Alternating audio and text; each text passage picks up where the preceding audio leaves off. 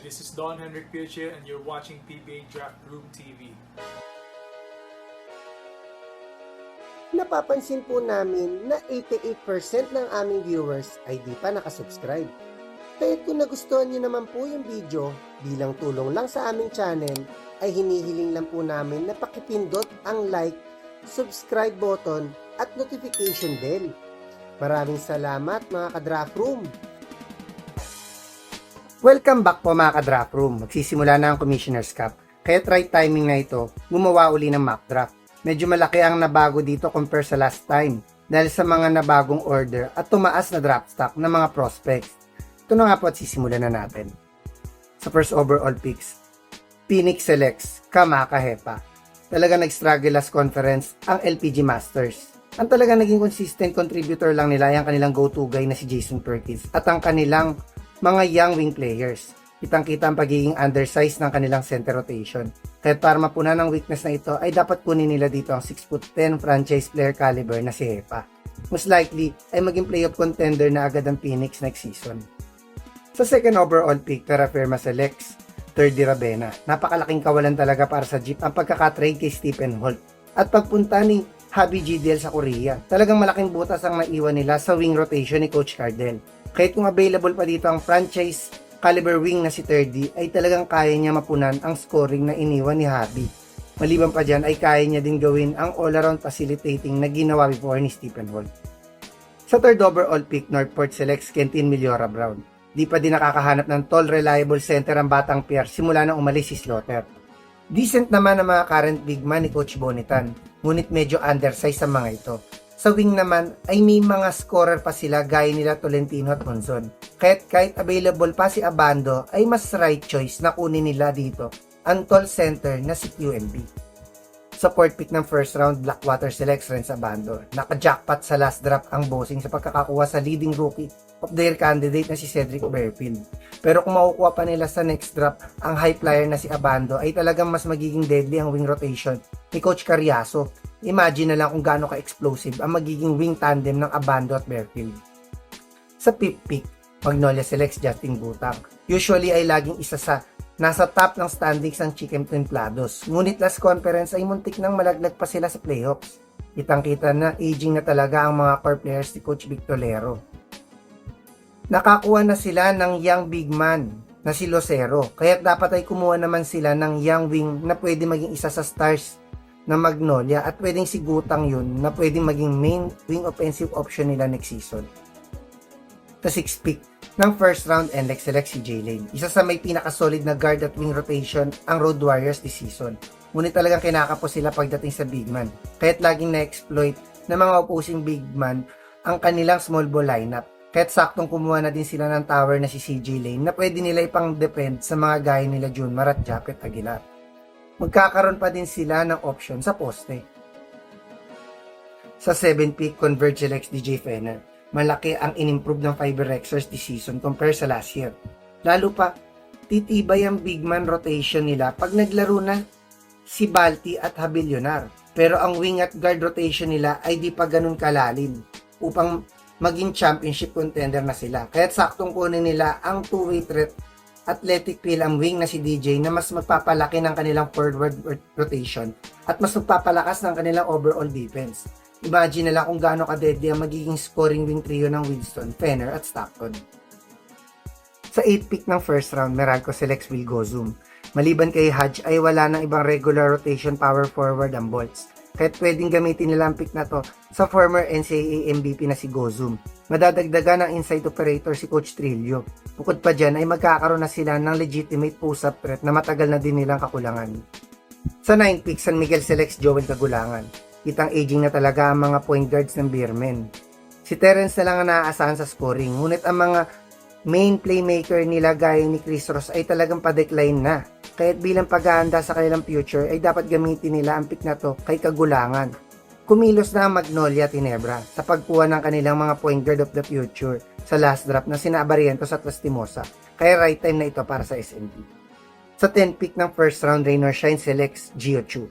Unti-unti ay naglalakihan na din ang mga big mans ng Elasto Painters. Pero upang mas makapag-compete sa mga powerhouse teams, ay pwedeng dagdagan pa nila ang kanilang size sa pamamagitan ng 6'9" center na si Gio.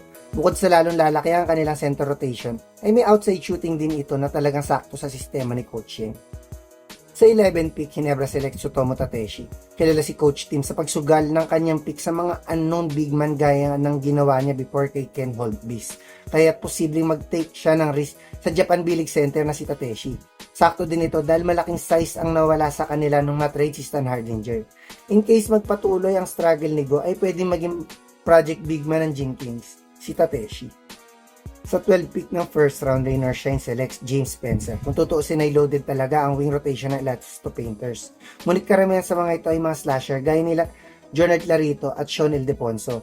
Meron namang silang spot-up shooter na si Iskandor. Ngunit hindi pa ito masyado consistent.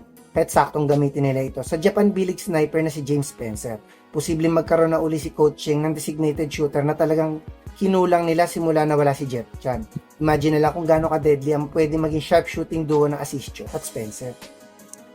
Sa first pick ng second round, Phoenix selects Chris Kun. Kahit sabihin nating may mga potential ang mga current young wing players ng Super LPG Masters, ay masasabi kung di pa consistent ang mga ito. Kahit upang magkaroon ng dagdag scoring at playmaking option si Coach Jamaica, ay dapat kunin nila dito si Kun na may similarities din sa current wing rookie nila na si Ken Taffin.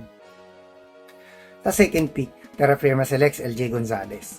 Unti-unti ay nagbabawas na ang jeep ng mga veteran point guards para magkaslat ang mga bagong papasok gaya ni Mark Nonoy. Kahit saktong gamitin nila itong pick na to sa another promising guard na si LJ. Imagine nila kung gaano kabilis sa transition na magiging backward tandem ng Gonzalez at Nonoy. This third pick ng second round ay original sa Converge, pero ngayon ay sa San Miguel na, at ang pick nila dito ay si Simon Sandagon. Karamihan sa mga power forwards ngayon ng SMBI aging na, kaya't kung may plano ang Beermen gamitin ang pick na to, ay pwede nila i-consider dito ang young athletic big man na si Sandagon. Sa fourth pick, Blackwater selects Vince Magbuhos. Nakuha na ng bossing ang best shooting guard this draft. Kahit pwede nila gamitin ito sa isang role player big man at pwedeng si Magbuhos yun, na pwede din maging stretch big option ni Coach Carriazo. Sa fifth pick na second round, Magnolia selects Don Ochea. Binitaw na ng Chicken Templados ang kanilang hustle forward na si Jackson Corpus.